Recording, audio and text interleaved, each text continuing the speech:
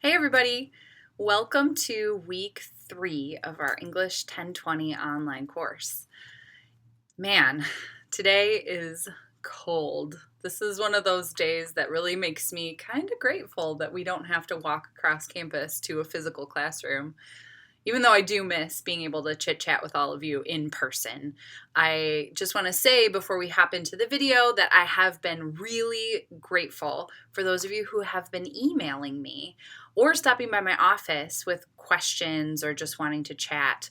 Any way that we can get in contact with each other so that we can communicate about the course content, that is awesome. The reason being, not just because I like to talk to you guys, which I do, but I am here to support you. I want to see you guys, all of you, succeed in my course. And the more you communicate with me, the better it will go, because that way I can address your questions. I can maybe explain things in different or new ways, or just sometimes saying things out loud helps to process them. Or typing them for that matter. So keep those emails coming and keep on stopping by my office during office hours. Nobody's requested a Skype yet, but know that that's available to you. If you can't get physically to my office but would like to kind of talk things out, I'm available to Skype. Just shoot me an email and we'll set up a time. Okay, so since we can be nice and cozy and not have to go outside for this class anyway, I'm going to tell you what this video is going to cover. I am going to talk through our week's activities, like I do every time, just kind of get everyone situated. It's kind of a more flexible schedule this week, as you'll see. And then I want to talk through some of our core concepts for this week, which include stuff that is covered in your readings. So I'm going to switch over to our Canvas view and we'll get right to it. All right, so here we are in our week 3 activities page. And you'll see at the top there, this week we're covering the Aristotelian rhetorical appeals, or ethos, pathos, and logos. And at the end of this week, I'm asking you to compose a shitty first draft of Project 1. So if you remember back to when we read the Anne Lamott chapter, Shitty First Drafts, that's what I'm asking you to do. A first pass, barf it all up. It's probably not going to be a heartbreaking work of staggering genius. I just want you to get a draft down. And then we'll work on revising it and fixing it up next week. Okay, so things to do this week. Please watch your week 3 video from your instructor, which you're totally doing right now. High five. There's a mini lesson here on the rhetorical appeals, which should hopefully clarify and go into a little more depth. It'll complement your reading of backpacks versus briefcases.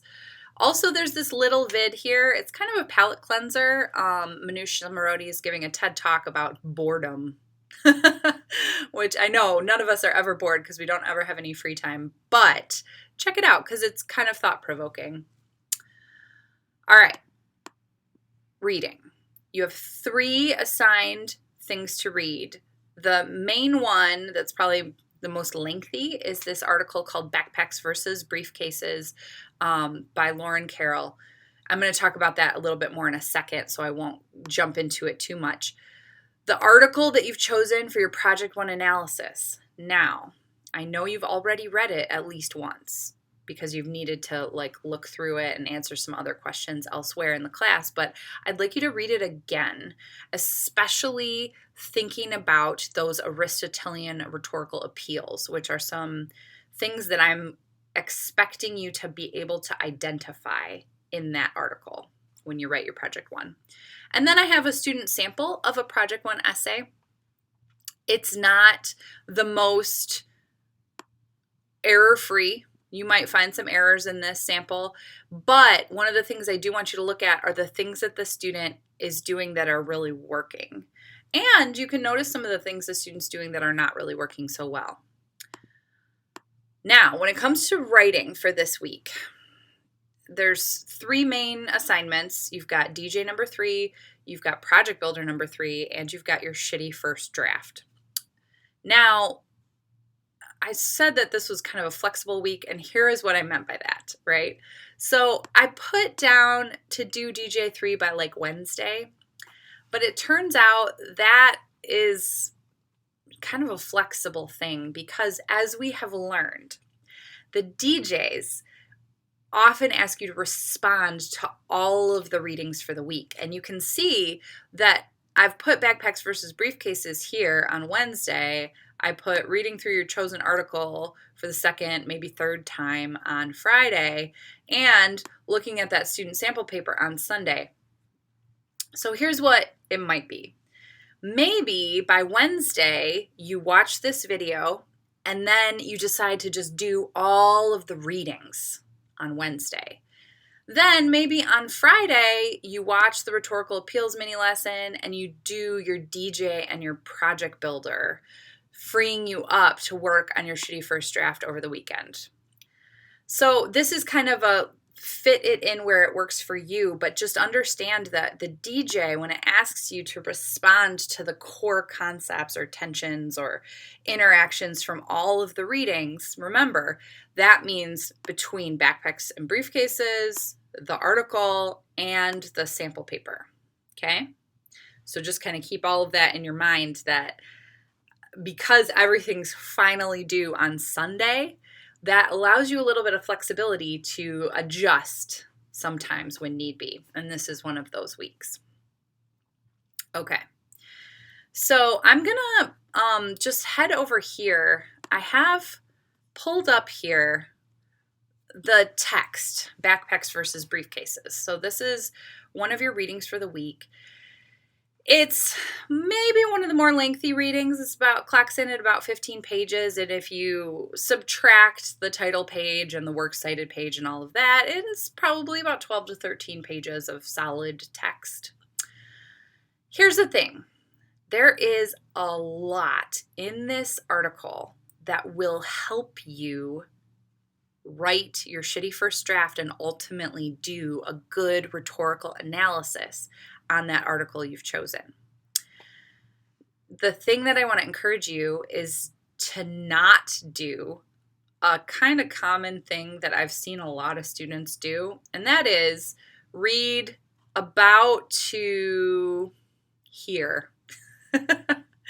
Maybe they get to page 4 or 5 and they say, oh God, this is a long piece.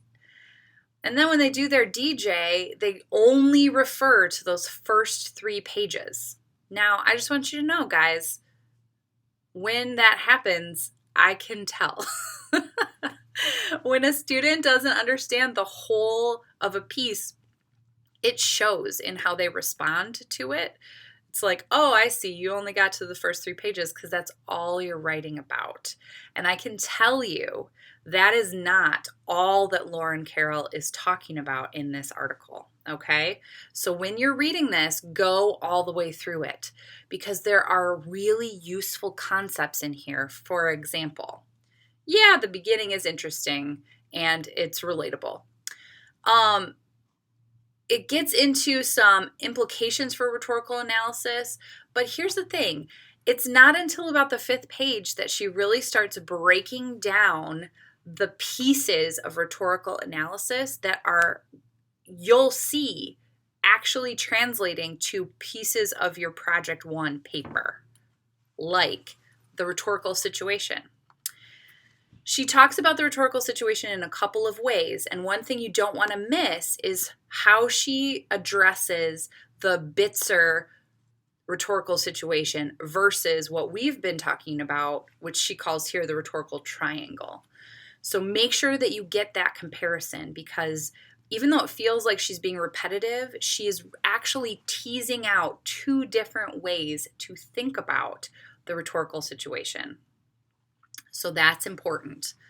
Another thing I want you guys to notice is that she gives us a bunch of different examples of ways that we can look at a text, even a visual text, like an ad or a commercial. And some students are like, oh my gosh, this is so boring. But pay attention as she breaks down those examples, because what she's doing is giving you a template for how you can break down your article that you've chosen to analyze for Project One. Now, another key thing not to miss is when she talks about the argument, right? This is one of the key pieces to your rhetorical analysis, because understanding the rhetorical situation, as Lauren Carroll says, this is just the beginning. Yeah, you understand who's it for, who's it to, what's the purpose, who's writing it. But, and really the key thing that I'm going to look for in your Project One is that you understand, first of all, the argument that this writer is making. What's this Teen Vogue writer saying about digital blackface? What's their argument? The second move is for you to analyze that argument's effectiveness, which means I'm looking not just that you can identify someone else's argument, I'm looking for you to make your own argument. And here's what I want you to argue. Is this other writer's argument effective or not effective, or somewhere in between? Okay? So this is a complicated assignment that's asking you both to perform analysis and make an argument. Okay, so those are two distinct moves in your Project One that I'm going to be looking for. And reading this piece thoroughly all the way to the end will help give you some steps, because it's not until page 12 that Carroll talks about steps to help you do your own analysis. Okay, so know that that is there in its entirety. The other thing I wanted to show you was this sample student paper, just so that you know, once again, this is not supposed to be a template, okay? This is from one of my friend's students. I got someone not in my own class, just so that you could get a more general sense of things. This student is responding to an article called The Hell You Say, and they are writing their response to it, looking at the article's ethos, pathos, logos, rhetorical situation, and then sort of making a claim about whether or not this is an effective argument. It's not a perfect paper, but it is an example to show you both what you can do right and some things to potentially avoid. Okay, so that concludes our talk for today. I'm going to pull back to the non-canvas view. I don't even know what I'm saying. I need more coffee. And we'll just conclude this video because it's time. Okay, so I think that's all we have to talk about in this week 3 instructor video.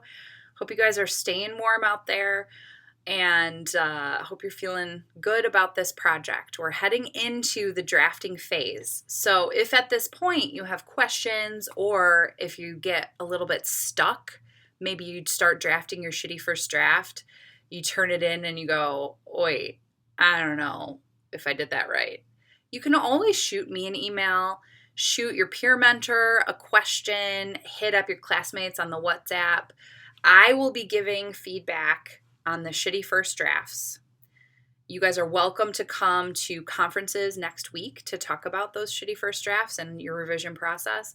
We'll also be doing revision as a class on a threaded discussion. So you'll be getting feedback on multiple levels from multiple different people, which will hopefully help you. The aim is that it helps you revise your paper and make it stronger before you have to turn it in as a final submission draft. So let's dig in. We'll get our reading done, our drafting done, and I hope you guys all have a great week. All right. Bye, everybody.